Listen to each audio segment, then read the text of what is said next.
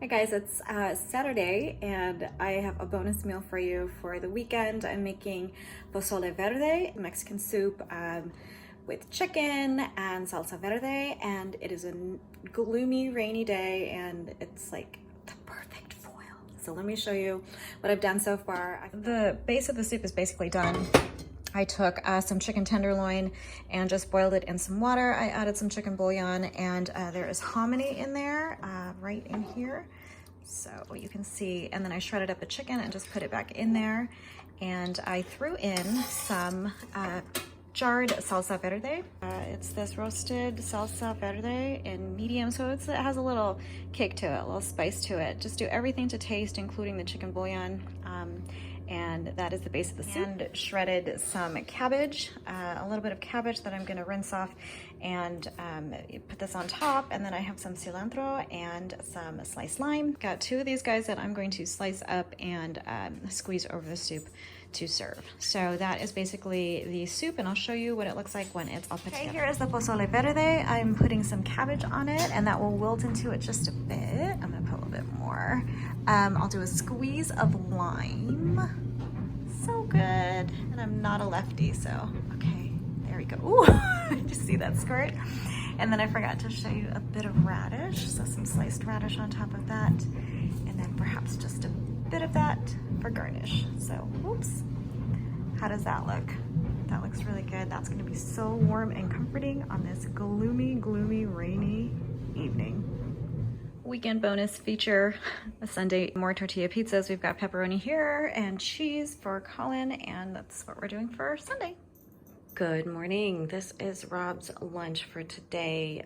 Colin is staying home because of the school closures and all the mandated closures around our country. But Rob is going into work, and he is taking leftover chicken pozole verde and some cuties. Oh, these are the limes to go with that.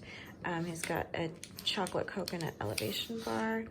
I think they call it like a breakfast roll up from Del Taco. He bought that yesterday for breakfast and it was leftover. And then this is like some more green sauce for that. So that is his lunch for Monday. Hello, it's Monday. It's Monday night. Is it only Monday? It's Monday, and pardon the TV in the background is very loud. We've got Narnia going. And we are having this lobster mac and cheese from Aldi. It's this here. Doesn't look quite like the picture, but also I cooked mine in the microwave instead of the oven.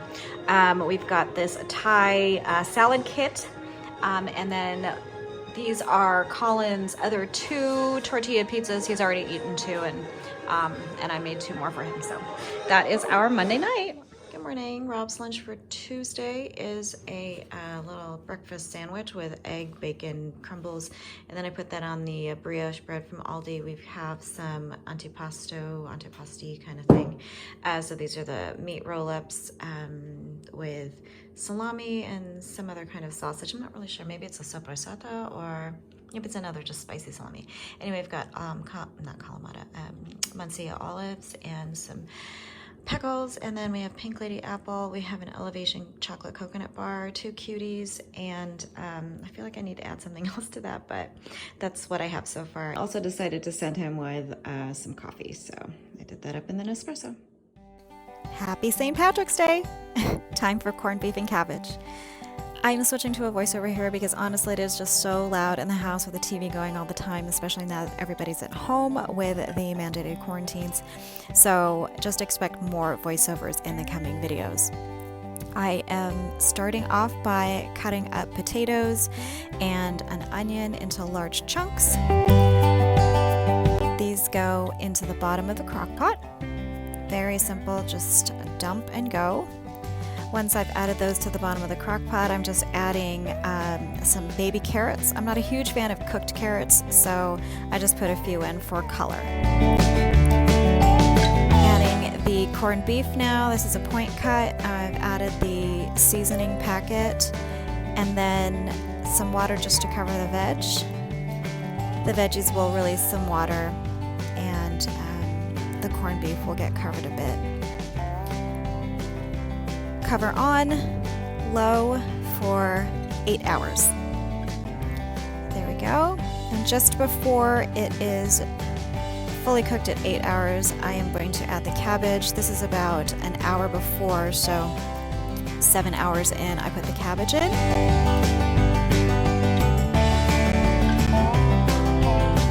Now this is at 8 hours. The cabbage is perfect.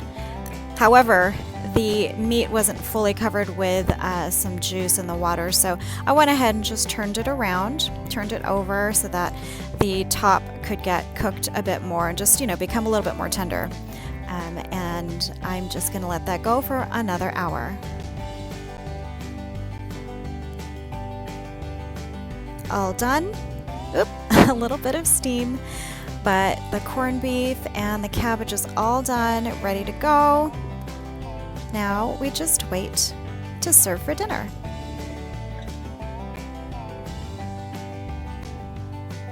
And there you go, corned beef and cabbage.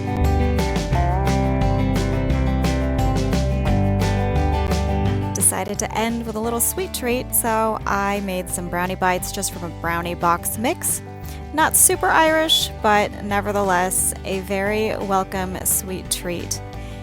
And the perfect ending to a delicious, wonderfully festive St. Patrick's Day dinner. Wednesday night dinner, super fancy. We're doing instant ramen.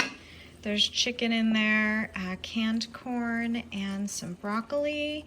I did mix, I think it was like 1 packet of chicken and 2 packets of the beef noodles.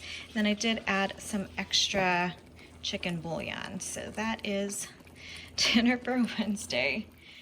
Thursday night sloppy joes. I have 1.5 pounds of ground beef here that I've already cooked and drained. Added back to the pan and added some chopped red bell pepper just for flavor and texture. Time to add the can of manwich, which I brought over from the old place before we moved, so want to just use that up. So continue cooking until that's thoroughly incorporated. And there you go, super simple on leftover sesame seed buns from a previous meal. A salad kit from Aldi, that's the sweet kale one.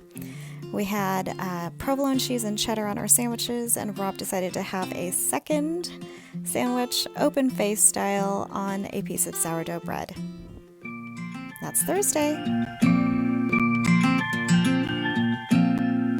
Happy Friday! Made it to the end of the week, and we are ending with grilled cheese sandwiches and tomato soup. So I'm going to do this in the air fryer, the sandwiches. I melted some butter in the microwave just to make it easier to spread. Using cheddar cheese here.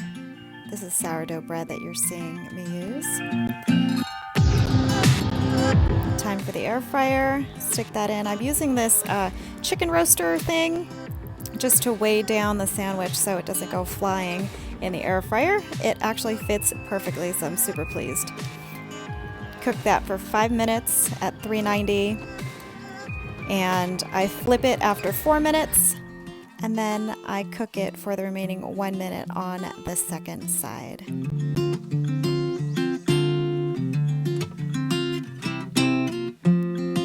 On to the tomato soup. I'm just using Campbell's Healthy Request. I doctored it. I added some oregano and salt, pepper, some parsley flakes, and then when I serve, I add some cream to mine because I like it like a bisque. So that is our dinner for Friday. Hope you guys had a great week. It's been pretty surreal around these parts lately, but we're all here together to support each other. Hope you guys are all doing well at home. Hope these family dinners, keep us all connected. And I wish you all a wonderful weekend.